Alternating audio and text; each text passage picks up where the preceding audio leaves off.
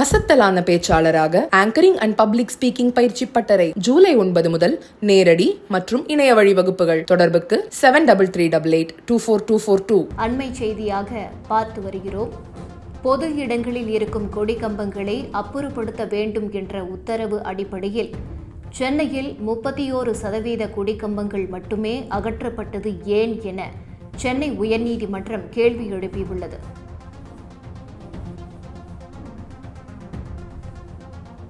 தமிழகம் முழுவதும் பொது இடங்கள், நெடுஞ்சாலைகள், உள்ளாட்சிக்கு சொந்தமான இடங்களில் அனுமதியின்றி வைக்கப்பட்டுள்ள அரசியல் கட்சிகள், ஜாதி, மத அமைப்புகளின் கொடிக்கம்பங்களை ஏப்ரல் 28ஆம் தேதிக்குள் அகற்ற உயர்நீதிமன்ற மதுரை கிளை உத்தரவிட்டிருந்தது.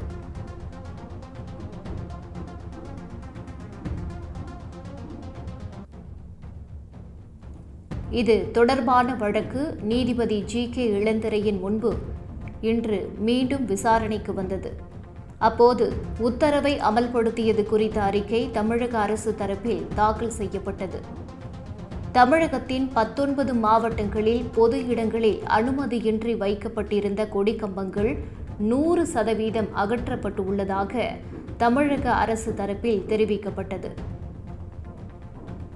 10க்கும் மேற்பட்ட மாவட்டங்களில் 90%த்திற்கும் மேல் கொடிக்கம்பங்கள் அகற்றப்பட்டுள்ளதாகவும், சென்னையில் 31% கொடிக்கம்பங்கள் அகற்றப்பட்டுள்ளதாகவும் தமிழக அரசு தரப்பில் தெரிவிக்கப்பட்டது. பொது இடங்களில் அரசியல் கட்சிகள் நடத்தும் கூட்டங்களுக்கு வாடகை வசூலித்தது குறித்து அறிக்கை தாக்கல் செய்யவும், மற்ற இடங்களில் கொடிக்கம்பங்களை முழுமையாக அகற்றியது குறித்து அறிக்கை தாக்கல் செய்யவும் 4 வாரம் கால அவகாசம் வழங்க தமிழக அரசு தரப்பில் கோரிக்கை வைக்கப்பட்டது.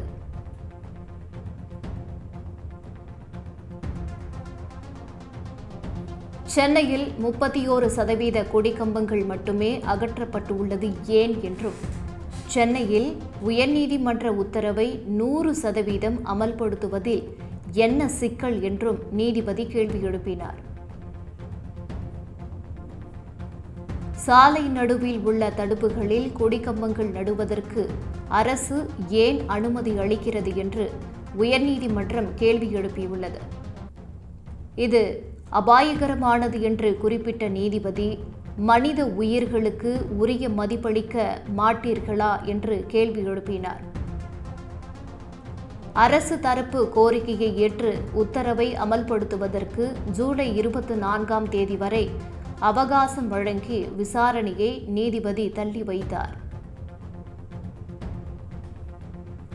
பொது இடங்களில் அனுமதியின்றி வைக்கப்பட்டுள்ள கொடிக்கம்பங்களை முழுமையாக அகற்றாத மாவட்ட ஆட்சியர்கள் நேரில் ஆஜராகும்படி உத்தரவிட நேரிடும் என்று சென்னை உயர்நீதிமன்றம் எச்சரித்துள்ளது.